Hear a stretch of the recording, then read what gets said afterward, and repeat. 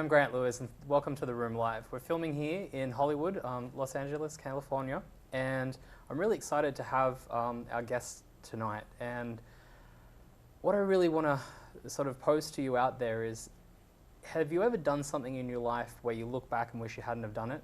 And maybe there's this part of you that sort of holds on to the past and it's preventing you from moving into the future. Well, tonight's guest, for me, is just the most incredible story. I got given this book. I was on holiday with a group of friends, and I got handed this book and said, you know, hey, you might like this. And it was like watching a train wreck, is the only way I can describe it. I just sat there and read page by page. People were talking to me, and I was like, go away, you know, just go away. I was mesmerized by this book. It was the most incredible success story in the beginning. Here is a guy, his name is Jordan Belfort, and he was making $1 million a week at, started at age 26, making $1 million a week, and he was at the height of success in the stockbroking world. And what happened was the success sort of went somewhere, and we're going to find out from Jordan, but it ended, there was some drugs, some hookers, there was crashing of helicopters, crashing of aeroplanes, sinking 167-foot or 62-foot yacht, I can't remember what it is, and this book was just unbelievable. Now the book has actually been turned, has been turned into a script, is actually, and we're going to talk to Jordan about that, is going to come out as a feature film with supposedly Leonardo DiCaprio playing Jordan. So we're talking like an incredible story. Now my interest is where, and Jordan will tell you about this, he actually was indicted and actually spent 2 years in prison. And after that, it's sort of like, well, what do you do for an encore? Like that's what he fitted into life was just absolutely incredible. But then what do you actually do as an encore for that? How do you let that past go and start a fresh life? Especially when it would be so public and for everybody to know. So this is the book, The Wolf of Wall Street. Couldn't put it down. It's an absolute incredible read. And please welcome Jordan Belfort to The Room Live. Welcome. Thanks. So I'm done. You said it all pretty much. I said it all. I mean, I could probably add a couple things, but maybe one or two. I don't know. Yeah, that's the part I'm really interested in. I mean, let's just start with I'm really interested with the story of the meatpacking business that you were originally in, and then sort of how that led into the stockbroking and. Right. Let me give you the quick story. Basically, I was a born entrepreneur.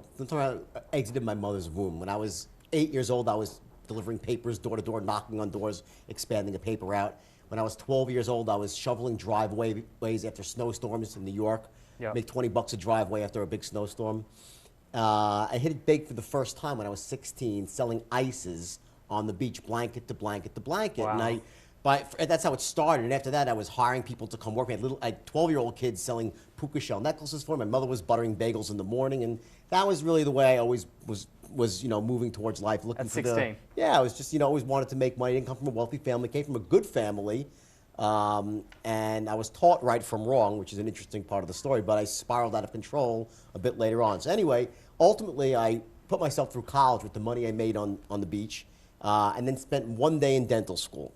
Yeah, and the reason I went to dental school is because my mother had inserted a belief in my head, great woman, that the only noble way to make money is you got to be a doctor. You got to be a doctor. Well, I didn't want to be a doctor because that would have taken 10 years, but I figured dentistry would be pretty good. I'd make a lot of money and be a pillar of the community. So I went to dental school, and the first day I walked in, I'll never forget this, there was 105 kids sitting in the dental auditorium, and the dean's in the front, and this gray-haired guy, and he says, I want to welcome you all to the Baltimore College of Dental Surgery. You should be very proud to come this far. You're going to really do great things with your life being a dentist. Well, it sounded pretty good. Then he says, let me say this. The golden age of dentistry is over. If you're here to make a lot of money, you're probably in the wrong place. I'm like, what the fuck? I'm in the wrong place. I stood up and I walked away. I dropped out of dental school on my first day. All right? Didn't have the heart to tell my mother. I was like, she called me. I was like, oh, things are great down in dental school. Eventually, I went back up, and that's how I fell into the meat business. And I answered a blind ad in the paper, and I didn't know it was sales. I never really sold anything before. The stuff I had done on the beach was really just hard work. I was going blanket to blanket. I had a vision, which is important. I had a vision of what I wanted things to be like, but I never really sold anything. Well, in the meat business, they were going door to door selling steaks and shrimps and lobster tails out of the back of pickup trucks. And the first day, in the field, I broke the company record. First week, I shattered the company record, and I realized I had a gift for selling. The words just flowed. Yeah. After about 3 or 4 weeks, I was like, well, why should I work for these people when I can go to the meat market myself and buy the meat, get the double markup, which I did. I bought 1 truck, started training people, bought a 2nd truck, and then I noticed that the gift I had was not even for sales per se. It was the ability to train and motivate other people. Yeah. Before I knew it, I had 26 trucks on the road. Wow. I had 26 salesmen working for me, and I thought I was making a fortune. Now, understand this, I wasn't really making a fortune. I was making every classic mistake a business owner can make, a new business owner. Yeah. I was overexpanding, I was undercapitalized, I wasn't screening out my employees. Half of them were crack addicts. Now, I'll tell you what, crack addicts make great salesmen. Right. Well, Because they want to get more crack. On the high. Yeah. But on the binge, they just disappear. Right? So Disappear. all of a sudden, I'd give a guy meat and he'd disappear. I wouldn't see the guy 3 days under a bridge sleeping, all right?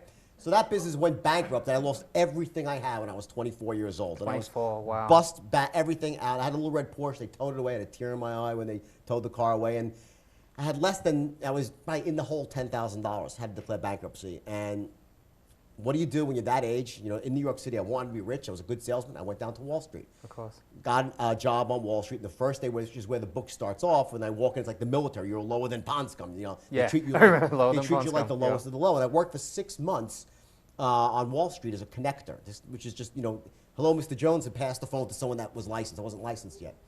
Watch these kids. They were kids, in the average age 25 to 35, and they were making $500,000 to $1 million a year. And I was just watching this, and I was so broke. But I still was positive because I had hope. Yeah, wow. Because when you're in a room like that and you see all these people make money, I'm like, well, I can do that. I'm like better than them. I'm the best salesman. I was all full of piss and vinegar. I was married to a great woman at the time, my first wife. She's a couple of wives ago, unfortunately.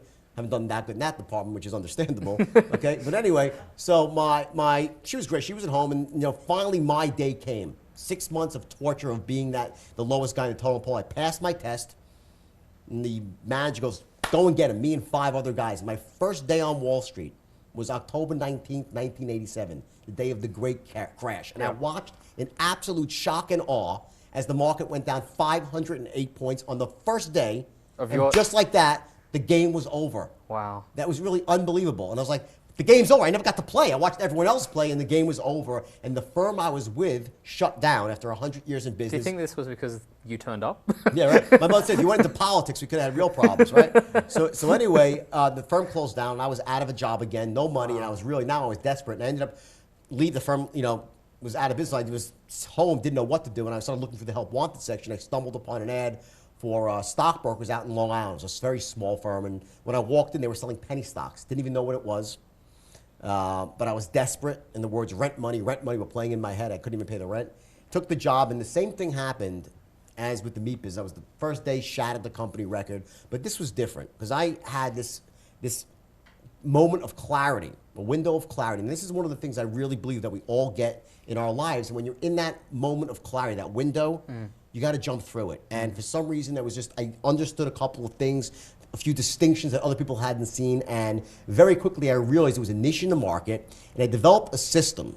This is a turnkey system based on 4 things, all part of one move, essentially to get from one place to another. And it got to the point within 6 months that I was making $1 million a year myself as a stockbroker, but I could train any human being, regardless of age, race, creed, color, socioeconomic background, educational status. It didn't matter. They could have this much desire, and I could amplify it, and in 6 months, they'd be rich too. I remember reading that in the book, and that was one of the things that fascinated me was how much of a motivator you were. Like, it's so easy to say, oh, well, he made, like at the height of, you launched Steve Madden, you listed Steve Madden shoes. I owned Steve Madden. It was my company, yeah. I owned it and listed it. But it's a good point what you're saying. Yeah, I get it. And what I wanted to say was, it's very easy to say, and this is one of the questions I wanted to ask you, was, it's easy to say, oh, he made money because, like he did some dodgy things. Right. But the actual fundamental principles of what you did would be applied to anything, doesn't it? Yes, okay, so there was some dodgy stuff that you did, but a lot of it was like 95% pulling together a team, actually motivating people, actually getting the culture, getting it to do, like there's a lot of businesses out there that are completely perfect, yet they don't have the culture that you had, they didn't have the motivation, they didn't have any of those things. Here's the thing. the truth is the fact that the 5% I did wrong, if I did that right, I'd be a billionaire right now. Yeah. Because that costed me my success. That wasn't the basis of my success. The other part of it was the basis of my success. And here's the bottom line. It's very simple. There are 4 things that you have to do to be wildly successful at anything. Yeah. It doesn't matter. It could be money, relationships, spirituality, in love, community, contribution, how you feel each day. That's 4 things, not 1,000 things, it's 4. Yeah. And I was doing these 4 things at the highest possible level at my firm. And here's the funny part. I didn't even know I was doing them.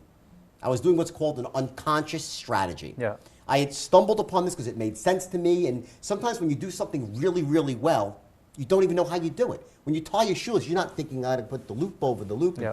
You know, it's called being unconsciously competent. And I stumbled upon this, and it was so powerful that there was what's called a good enough factor. If you're doing those 4 things in any aspect of your life, you could even suck at them. But if you do all 4 of them together, you're still going to become wealthy. You're still going to hit whatever it is you're looking to hit. And here's how it starts, okay?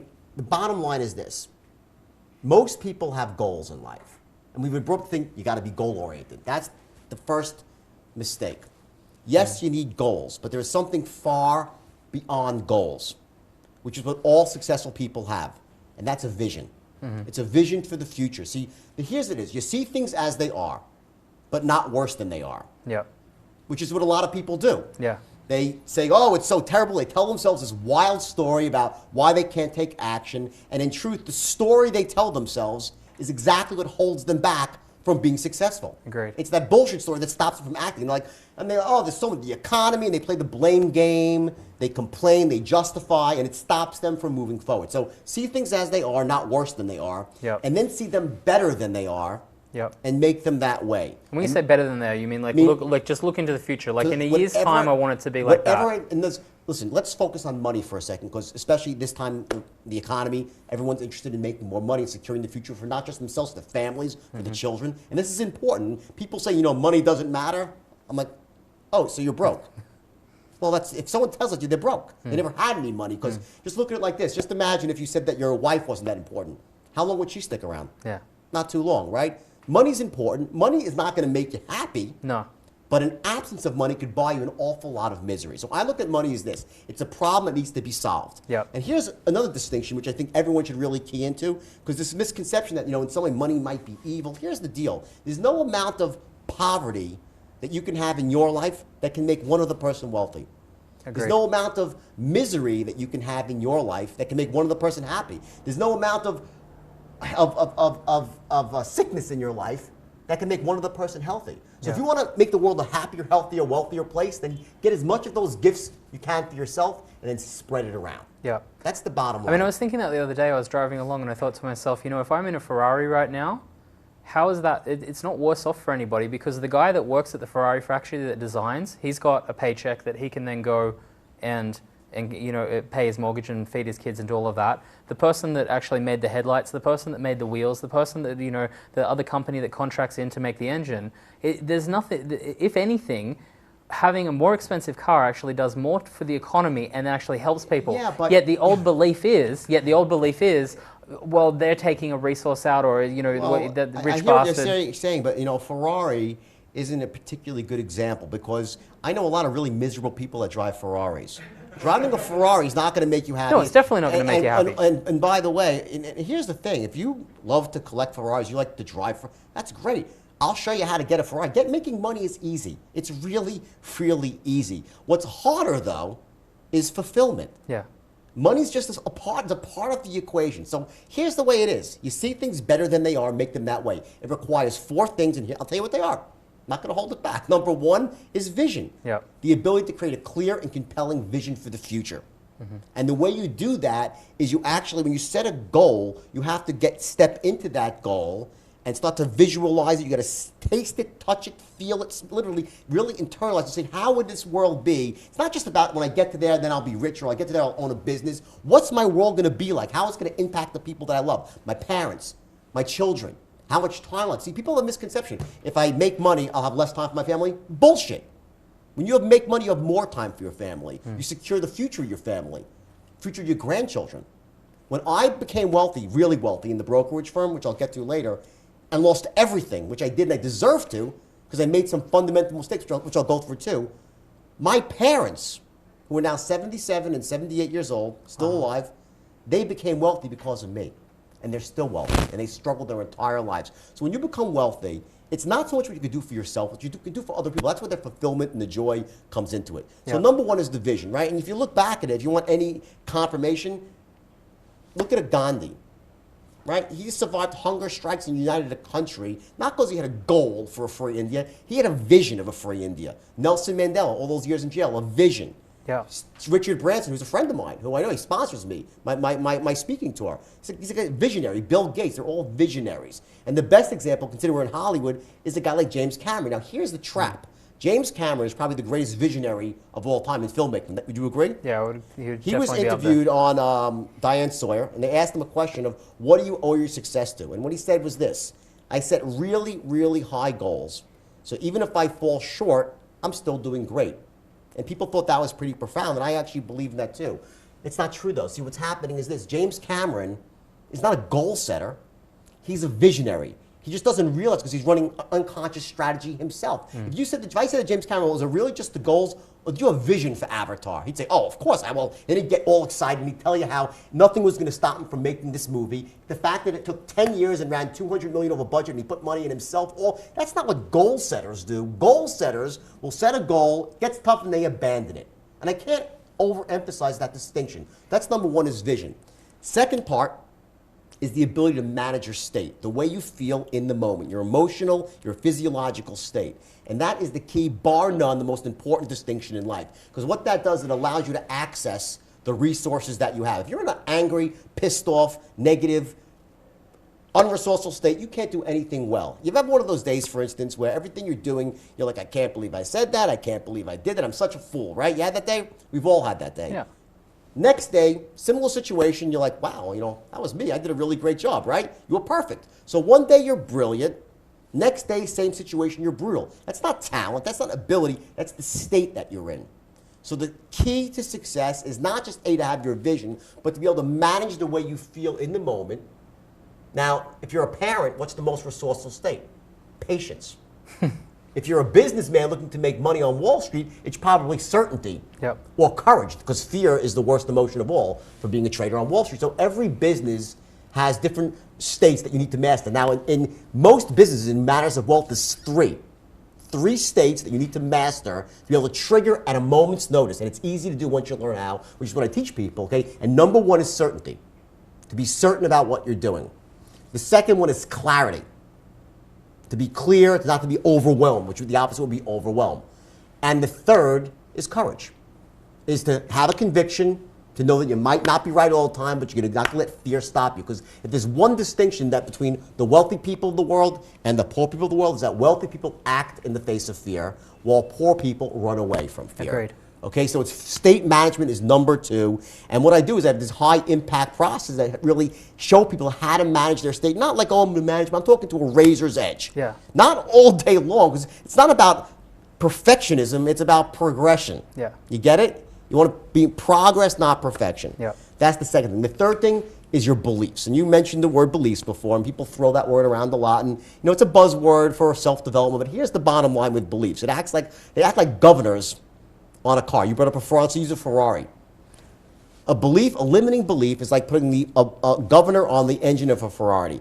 The Ferrari can go 240 miles an hour. It has 550 horsepower, 4 valves per cylinder, 12 cylinders. But if there's that governor not letting the gas go through, you ain't going over 55. Yeah. That's what a limiting belief does. It stops you from charging forward when you should and causes you to move back when you shouldn't. And we all have them. Agreed. And they started getting inserted in our heads when we're yay big. We were all unstoppable on day one. And then came day two, when our parents started spoon-feeding us limiting beliefs. Sometimes, they meant well, they just didn't know, because, one of the things that I'm a big believer in is that we were never given our owner's manual. Our brain's an immensely powerful computer, and this is, known by pretty much everybody in the self-development world. Some of the top people, Dr. Richard Bandler, who I trained with, one of my mentors, and a brilliant guy. And the first thing he said to me is, you never got your owner's manual, Jordan, and because of that, you don't realize that the world around you, that you take it as reality. It's really not. It's subjective. The reality I'm looking at is just subjective. I can interpret things how I want. I can have the beliefs that that empower me, and I can shed the beliefs that disempower me. So the first thing I do when I meet somebody, when I coach really wealthy people, some stars in Hollywood, the first thing I do is go through what their limiting beliefs are. Yep. And you got to root them out, and it's not difficult. You can't just root them out. You got to replace them with empowering beliefs, which is typically the opposite belief. Right now, what I was doing at my brokerage firm, interestingly enough, getting back to that, is each day at my firm, if you read the book, I gave 2 meetings, the morning meeting and the afternoon meeting. Yep. And in the meetings, I was actually running this strategy. I had them visualizing their success. I would talk about the life. Yep. Now, the average kid that came to work for me was about as smart as a box of rocks. They were. They're like, none of the kids went to college, okay? They were not the Lucky Sperm Club members. It wasn't the deep end of the gene pool or anything like that at all. Yeah. These were the forgotten. These are my people, right? Yeah. They came to me, they thought they'd be working in pizzerias. And the first thing I said to them was this: the moment you walk through the store, everything in the past falls off. Yeah. You sit behind this desk, you say the words I teach you, you become as powerful as the most powerful CEO in America. What am I doing? I'm breaking a limiting belief. Agreed. You get that? And I didn't know. And you didn't know that you were doing that at the time. I didn't know. I was just saying, it's like I got riled up myself and I saw these kids and I wanted to help them. Yeah. And I knew what they needed to hear because they grew up in households where they weren't told they were worthy of greatness. They weren't told they had the ability to be successful. Every human being, I can tell you something, I give seminars. I give 2-day seminars, right? And you can't believe the dramatic changes in people in just 2 days. And it's not that I'm the guru. It's like I'm just a guy with a unique set of skills that I've honed over 27 years of doing this, and I know there's these basic trigger mechanisms in people, and when you give them, it empowers them, and then they go off and they run, and they go for it, and they realize all of a sudden they're capable of things they never thought they were capable of, and it's to see that that's what gets me going in my life. And it happened back then with the kids at Stratton. But see, this was what fascinated me, was like I was reading this book, and all of that you said was just resonating with me. I love the morning meetings, I love the success, I loved all of those things. And a little bit about me: I left school when I was 14 years old. I went out and hustled. I washed cars instead of selling ice. I started a company. I was running seminars for teenagers. I got involved with a lot of the seminar presenters, a lot of people that you've worked with. And what happened was I was doing very well, and I was sitting on a private jet with a very wealthy businessman who was doing seminars, and he spoke an incredible game, just like you spoke. And something didn't feel right. There was something there. There was something amiss. And he's now serving time in jail for fraud. And that's where this book for me was like, wow, I was lucky because he fell in front of me. And so I was able to, it was always like all of a sudden he popped up on my shoulder and was like, whenever there was a deal or whenever there was, because when you get into personal development and NLP and all of those things is a lot like a knife. You can use it to like make it, to use it to make a meal. Listen, NLP, listen, Dr. Bandler's a friend of mine. He's fabulous. And what Dr. Bandler did for me, and the reason I went to see Dr. Bandler is very simple. Look, this book, right? It's 535 pages. Yeah. I think it's like $16 in the bookstore, maybe $1 cheaper on Amazon. That's a good book, right? Yeah. And in this book, there's a lot of wacky stuff. Yeah. Drug use, hookers like you. I'm not proud of that. Just I made some huge mistakes, and I'll get into those. So that's important too. Yeah. Very important. What to avoid to do is not just what to do, what to avoid to do. Right? So. Because someone has to go ahead. But listen, embedded in this book is the secret for success and failure. It's in here. Agreed. Buried within 500. So it's an entertaining read. No, but imagine if I could go in this book and highlight in red all the stuff. Just success, blue, fail. How much would that book be worth? A lot of money, right? Probably $50, $100, $1,000 to have the secret to success, right? Yeah. That's what the book is. The problem is that sometimes when people read the book, they get so caught up in the story, they don't get the message. Because it's a funny book, because it's my insanity, and now you're one of the people that got the message. So what I no, but I had to put it down and go, like I literally had to put it down and go, I think I need to join AA, or I think I need to go check into drug rehab. I get it. And I haven't done any of the drugs. Just purely reading it. Marty Scorsese's directing the movie, right? He took on this movie, and he's been around some people. It's like, this is the craziest thing I've ever seen, because it's nutty. It's so nutty. I get that. And speaking of nutty, just to make it a little bit more fun, can you tell the boat story? The boat story. I just told this. I hadn't told it. I told it last night. I meet new friends. They always want to hear the boat story. I'll give you the brief boat story, okay? And the reason why I say this is we did have a text come in, and it actually said in the book, is the boat story 100% real, or has it been embellished for the book? No, not at all. The boat story is public record. You can go Google it on, if you go back to, I think it's July 30th or 27th, no, June 27th, 1997, the boat story is published. Oh, it's a very accurate story.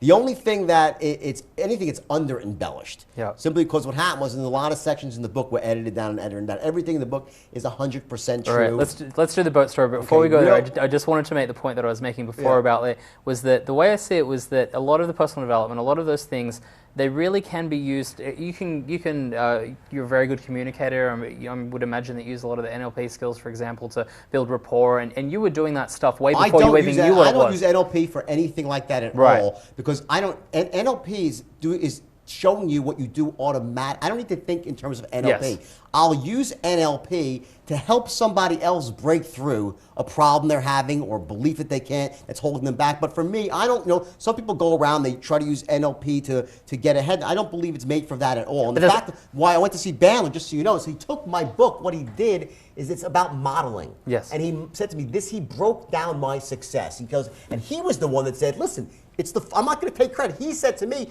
because you were doing these things, these 4 things that you did, and he distilled down my success to its elements. Yes. And that's what it allows me to share it with people, whether it's in 2 hours or in 2 days or in 2 months. I can give people the full, undiluted good, and also tell them what not to do. And that's what I was going to, because there's a lot of people out there that can set, there's a lot of personal development people, there's a lot of people out there pushing success, there's a lot of people that haven't had the heights that you've had, but there's also a lot of people that, I don't know anybody that's had the lows that you went through. That's still alive. And that's the part that interests me. Yeah. But I suppose the point that I wanted to make was that I see things like persuasion and NLP a bit like a knife, in that you can use it to make a beautiful meal for your family, to help someone, to or you can use it to go hold up a liquor store. Yeah. And that's the point that I want to get across. Is for me, it's really important of having seen what's said on stage and what's written in books and what really goes on in people's lives are 2 completely different things. Yet you've got the most unique ability of anybody I know, because your shit's out there. Right. It's like the stuff that a lot of people hide because it's going to affect the book sales, or it's going to affect I put it out, look, you're already out there. It's like you're almost like struggling to say, hang on, I've got a lot to, yes, I did all these crazy things, and we're going to hear about it like the sinking of the boat, but I actually, behind it is incredible success. And that's the point that I'll tell you, one of the things is I have, different seminars I give. So in the shorter seminars, they're always clamoring. I said, I'd love to tell you stories. I just don't have time, because I'm here because I want to help people get ahead and make changes, and the stories take up time. But I will tell you, the yacht story, there are some lessons to be learned. Let's seed them in. Okay? And I'll try to seed in some lessons here, okay? And I would say the first lesson was I had a really lousy making decision strategy, okay? For this whole yacht experience. It's a series of very bad decisions that all rolled up into, a 11-day stint of madness. And it started off with the fact that I had a private jet at the time, and I was sharing it with somebody else. So it was in Europe. So I took a commercial plane, myself, my wife, and 3 other couples. So it was 8 of us in all. We landed in Italy, and when we got off at the baggage section, my limo driver forgot to put my wife's luggage on the plane, and she had no clothes. She was freaking out.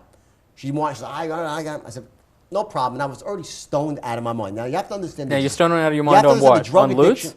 Ludes, cocaine, and like 5 other things. The drug addiction I had was so severe. I know. Listen. So I said, in reading the book, I felt like I needed to go to drug house. For those who don't know, for the benefit of your viewers who are normal, haven't been addicted to ludes, thank God for them, right? 1 lude is enough to knock out a 220-pound Navy SEAL for 8.5 hours. Wow. I was taking 4 a day and walking around. 4 at a time walking around. That was because you get immune to them, right? So I was probably 4 or 5 ludes deep and already in the airport, and I was like, don't worry, honey, and you're always slurring, right? I'll buy you a bit, the American Express commercial, I'll buy you all new clothes, which we did. Spent $80,000, got her a whole new wardrobe, and from there we made our way to the yacht. And as we're going down the hill in this limousine, there's 8 of us in the limo. One of the girls, I think Ophelia her name was, she's like, why is there like waves in the harbor? And we looked out, and sure enough, there were like these little wavelets in the harbor. When we pulled up to the dock, the captain was out front, and the captain was as crazy as me, by the way. He was, also an action junkie extraordinaire. And my wife runs out of the car with all the clothes. What's going on, Captain Mark? What's going on? He's like, well, there's a storm, a freak storm kicked up. We really shouldn't make the crossing. And I'm like, now, like, wait a second. No. I'm in this drug-induced state. I have like ants in my pants, like a drug-induced ant. I have to move. Like, there's different phases of a quaalude. I'll tell you what they are, and your viewers should know this. Is this the fourth secret? This is a real fourth secret. This is a real fourth secret to go nowhere in life, right? The first phase is the tingle phase, where the fingertips tingle. And all of you who are out there in television who are dooloods, you know this, right? The second thing, okay, is the slur phase, where you start to slur your words, but you don't know that. You think you sound great, right? The third phase is the drool phase, where you're drooling out of the side of your mouth, but you're loving life just as much. And the fourth phase is unconsciousness, where you pass out and you wake up somewhere you have no idea where you are. Yeah. Like the hangover, right? You know? Yeah. It's like, okay, those are the four phases, right? Then there's a fifth phase, which doesn't really hit you often. It's called the movement phase, where you get like you have to move. Now, I was in the movement phase, and we got to the boat, and when the captain said we shouldn't go, I was like, absolutely, we have to make the crossing right now. It's 100 miles a day. I said to the captain, can we make it? He's like, well, we can make it. It's going to be rough. I said, can we make it? He goes, we can make it. I said, let's go. He's like, all right, let's go. My wife's like, prances. I'm like, go cut the new tags off your clothes. Come on, go downstairs, right? So we go get on the boat. I go up to the top deck on the fly bridge, and I say to the stewardess, give me one Bloody Mary every 7 minutes till I pass out. Give me one every 6 minutes after that, right?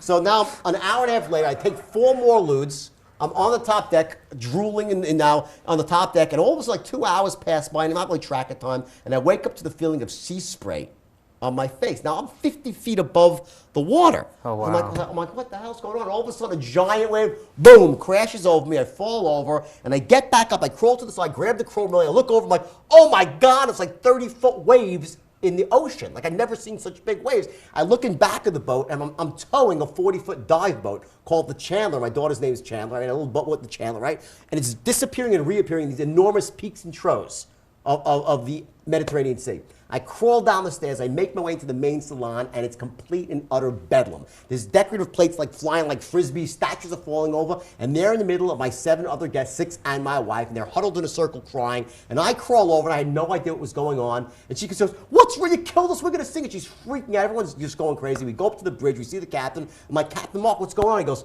well, fuck now. He goes, I'll tell you.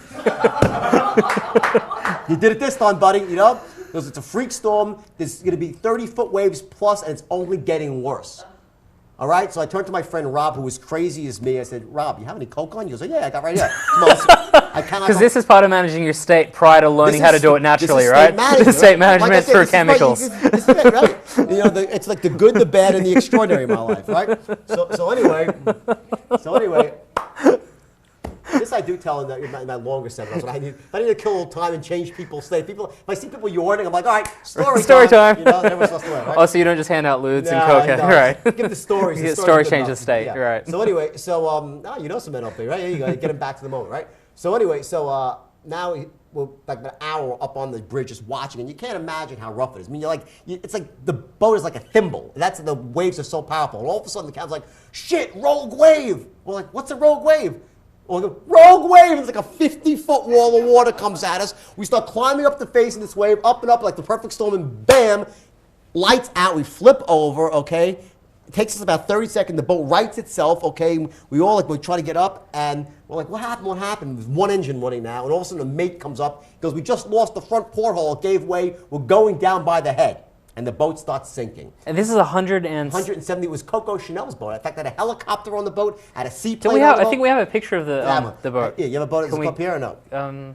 It should be coming up. So I could have had slides up here. See, a slide of a baby, and a clock, and a family. Unfortunately, the only one we could find was really bad. It was a very small image. But so that's a helicopter. That's a helicopter. That's a helicopter. A seaplane? Yeah. Hang on, a helicopter and a seaplane. Seaplane in back of it. And isn't it funny how so this whole thing with slides we do? So anyway, it's very ironic. That's the boat. Not a really good picture of the boat, but these are. That was the only one we could find. This is like jet skis and whatever. Yep. Okay. So anyway, we're going down. The captain's like, Mayday, Mayday, right? They send out a helicopter from the Italian Coast Guard, right? And I think I love Italian people, but I don't know if you want to be rescued by them. I think maybe the Germans would make better rescuers. You figure, right? They're very precise and stuff, right? I'm married to an Italian girl, two Italian, whatever. Another story. Okay? You're not really helping the cause there. No. Anyway. Okay, so anyway, trying to increase relations with the other countries. Okay, so anyway, they bring out the chopper. They try to lower down a basket. It's going 100 feet this way, 100 feet that. No, not happening. All right. Finally, after 3 hours, they pull away. We're stuck again. Now, meanwhile, in front of us are giant oil tankers. They're boxing us in because we're sinking. So the law of the sea is when you are sinking, everyone tries to help. So we have this tanker in front, tankers on the side, right? Finally, 6 hours later, we get a call. They're sending out the Italian Navy SEALs. Now, this is serious. We all have to go up to the top of the deck, right? And they're going to wait, they're going to come rescue us. We see this giant double-bladed Chinook helicopter coming at us, painted military green.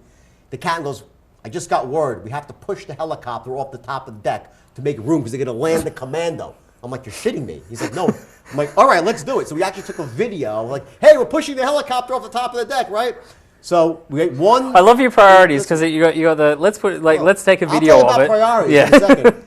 Priorities is I'm going to give you a lesson in priorities in the wrong priorities in a second, right? 1, 2, 3. Push the helicopter over the side of the boat, okay? Yeah. And we're watching it go down. It's like, I'm really amazing. Then the captain turns to us. We're all 18 of us. It was 11. It was 11 crew. It was 19 altogether, right? He's like, here's the thing. We can only take what we can carry. So I had like $250,000 in cash on the boat. I had artwork. I had jewelry. I turned to my friend Rob. I said, you got the drugs, right? He's like, no, I thought you had the drugs. I'm like, no. I said, Rob, you got to go downstairs. He goes, I'll get them.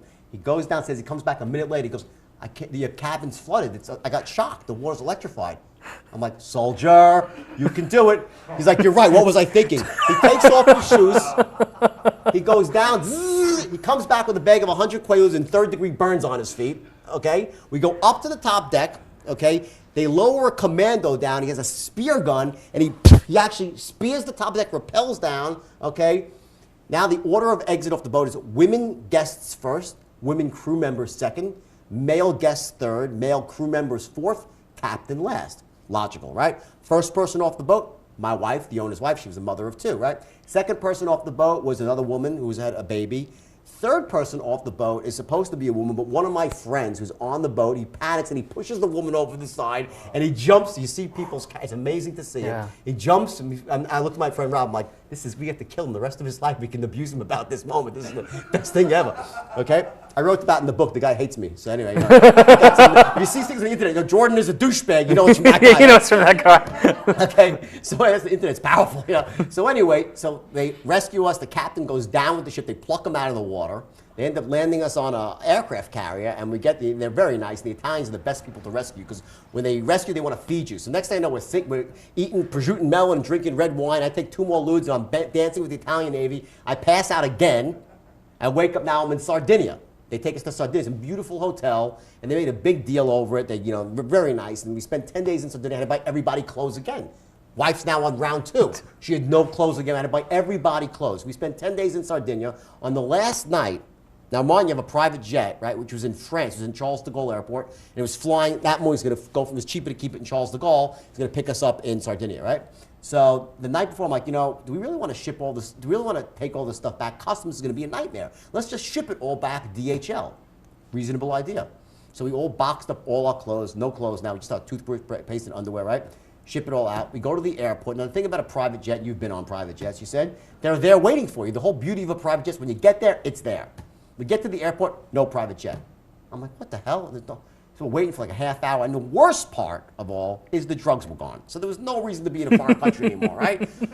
So I'm waiting for this, an hour and a half, no jet. Finally, some little midget comes scampering up there. A midget was in the airport, right? And he was an Italian, Sardinian midget, and he came up working for me. It's true, okay? And he's like, Mr. Belfort? I'm like, yeah. He goes, plane crash. I'm like, what? My yacht and my plane gone in 10 days. Can you imagine? The plane crashed, taking off out of Orly Airport. Wow. Charles de Gaulle, Seagull flew in the engine. Plane went down. The pilots lived. So now I have lost a plane and a boat. You think I would have taken this as a sign that I should calm down and change my course, right? Yeah. But I didn't because I was addicted to drugs. In fact, I ended up trying to commit suicide a year later after overdosing on massive quantities of cocaine. And this is what interests me, and I was saying this to you before the show, is that my father committed suicide. And that my real interest is what makes people shift. How do you go one way? I remember reading in a book of Dennis Rodman, the basketball player for Chicago Bulls, that he was sitting in the cab of his truck and he had the gun in his mouth ready to actually kill himself. And a voice said, "Don't kill this Dennis, kill the other Dennis," meaning kill the Dennis that is the one that you don't want to be, the one that is causing the stress, and be the real you. just be real you. And that changed my life, reading that. What was it that has helped you go from, you know, money laundering, the drugs, the prostitution, all of that stuff, to then being put in jail, and then serving time, coming out, and being able to just, because we all tell limiting stories. We all have these limiting beliefs of, oh, I did this, and you know, like we hold ourselves back. Yeah, of course. You have a lot that could have held you back, and yet you managed to reconcile. My understanding is you have, is it I don't know how to pronounce it. Was it you know, where you? Yeah, I paid a lot of it back, and I still pay money back. But I'll tell you what it was for me, just so you know. And everybody's different, okay? When I came out of jail, I had so many limiting beliefs about what I could do with my life, you know, after making the mistakes that I made. And here's the thing about your past. And once you can, if there's one thing that your viewers, if there's one thing that you can actually get from all this, one distinction, it's that no matter what happened to you in your past, you are not your past. You are the resources and capabilities you glean from it. You are not your past. You are the resources and capabilities you glean from it. And that is the basis for all change. Because the worse your life is, if you've survived the worst of the worst, if you've made the biggest mistakes and are still breathing, then you can learn from that, and that builds muscle. How do you build, when you go to the gym to build muscles in your arms, what do? You don't push against lightweight. You got to push against extraordinary weight to get to failure. And that's why you learn more from failure. You go stronger from failure than from success. Ask any successful person, and they will tell you they failed 5 or 10 times. The more crap in your life that you've survived, if you're willing to just reverse the angle, to look at things from a slightly different angle, when you change the way you look at things, the things you look at change. And you will find so much power, so much passion, and so much internal fortitude from your past if you have a destination, meaning a vision, something you truly believe in, that you desire, not a goal. You know, goals are like buzzwords for failure. Every asshole has a goal, and they're mostly full of crap. Now, you need goals, but it's not enough, because goals get abandoned, but the vision remains. If you have a vision, and you want to look at your beliefs as resources, and you need that as strategy, and here's the key, a strategy for success. In that book, I came up with the most effective persuasion strategy in the history of Wall Street. It's still used by many of the big firms today. All the cold calls use all the scripts and the straight line system. It's what I teach in seminars, but I teach people how to use this as a force for good. That's one of the, when I give a seminar, the first thing I say is this. Some of the things I'm saying right now is rule number one. There's some stuff I'm going to say, it's very manipulative. It'll allow you to take people's money for bad reasons, to get people to buy things they shouldn't buy. And if you do that, you might make some money in the short term, but you'll end up broke, morally bankrupt, spiritually bankrupt, and hopefully in jail. However, if you use the skills, the persuasion, as a force for good, to help people break through barriers, to overcome fears and limitations and obstacles, to take action instead of thinking about taking action, then you will make more money than you dream possible and live a life of such passion and glory at the highest level. That's what this is about. And when I show people, and it's an ABC, 1, 2, 3, paint by number, step by step, move by move system that any monkey, it's like literally any kid could do, a baby could do it. That's how simple it is. And when you do that, everyone's like, oh my God, I never realized how simple that is. And that gives them the extra belief to go forward. So my goal is this. When I meet someone, I hit him. You can't hit him from 3 ways. It's 4. If one of them is missing, it doesn't work. You can have all the vision you want. You can have empowering beliefs. You can manage your state to a razor's edge. If you've got a bad strategy, you're still going to fail. Agreed. Okay? But if you have all 4 things and you're even mildly good at them, you can't help but succeed. Now, it's not, you know, I'm a big believer, there's only one way to get rich quick. There's only one way to get rich, quick. One way, quick. However, what takes a long time is to get everything lined up to get to the point when you get rich quick. So it's not like a get rich quick scheme, you got to get rich overnight, but when it's a lot of work and a lot of pieces of the puzzle, when those pieces are in place, the money just rolls in and freedom rolls out. And that's what true success is about. You ever see Jerry Maguire? I'm sure you have, right? Yeah, I love the film. Remember the Quan? Yes. That's what I give to people. I show people how to obtain their Quan. And it's real simple. Simple as that. So where are you at now? You're obviously a writer. I'm a writer, and I do seminars to people, and I speak all over the world. I'm just actually on a world tour, and I'm leaving to the UK next week. And it's the name of my seminar is Extreme Wealth and Success While Maintaining Your Integrity and Ethics. Lovely. And that's my message, is listen, like you said, you want the Ferrari, have 3. Yeah. But if you made enough to get 3 Ferraris, then you should give 30 times that in value. Yes. It's about giving value and helping people. If you do that, the money comes naturally. So I'm doing the UK, then from there I'm going to actually to Asia. I'm speaking with Tony Blair. It's got on the same stage as Tony Blair in Asia. I'm doing one in Malaysia. Wow. From a guy that was once in jail, right? Now I know on stage with the former Prime Minister of Britain. Then I'm going to doing 4 cities in Australia, then Canada, US, and that's what I do. And this is my I was going to say, when you're in Australia, I'll take you sailing, and then I just went, actually, no, I won't. Listen, and I'll tell you, and by the way, I like the boat. This is very interesting, right? I'll tell you something interesting about Australia, and you can Google, this is a true story, is that these 4 things that I teach, they apply to anything, even sports, especially sports, because it's so measurable. I worked with a rugby team there called the Melbourne Storm, which I'm sure you know. Yep. Great team, and they were just getting into the playoffs, right? And the year prior, they'd done pretty well. They'd gotten annihilated by Manly, 43-3. That's where I live, Manly. Manly, right? So I was called in to give a speech to them, a motivational speech, where I used my 4 things with the Melbourne Storm athletes, and they're phenomenal guys. And I focused on everything but strategy, because they have the strategy. So again, you got to know your audience. I'm not going to tell them how to play rugby, but I showed them how to create a vision of winning. Not we're going to win, let's set a goal. No, way beyond. I had them so inserted into the winning vision that they could see the spiral spinning. I literally had them totally like drooling in the room. I showed them how to anchor in states of confidence and certainty to turn their bodies into steel in the room. The beliefs that whatever happened last year was irrelevant, that they had the best coaching, the best preparation, right? Best physicality. That weekend, they beat Manly 46-0. Well, no, 46-6, because it was 46-0. Then they took their 4 players out, and Manly scored 6 points at the end. They destroyed Manly. They called me back again the next week, right? Before they played, I forgot who it was. They played some other team. No, that was in the finals, right? They destroyed the next team 40-0. Wow. The final or thereabouts, right? And then they were filming me. I was giving a motivational speech on the field, and it was all over the news in Australia that I was doing this, and they went on and they won the premiership. Wow. And I got a lot of credit for that, and I probably didn't deserve it, but maybe I did. Who really knows? Well, the things I did with athletes like Billy Slater and Craig Inglis, these are amazing athletes, but for them, it's the difference between amazing and extraordinary, that next level up. It's this much. It's a millimeter. That's all it is. And it's like, what happens is in life, it's this. And this is a great example. What happens to the guy who wins the gold medal in the Olympics in the 100-meter dash, right? He gets his face on Wheaties boxes. He gets the big checks. He gets the sponsorship deals. Yet how much faster was he than the guy who came in second? Like 1/1000th of a second, right?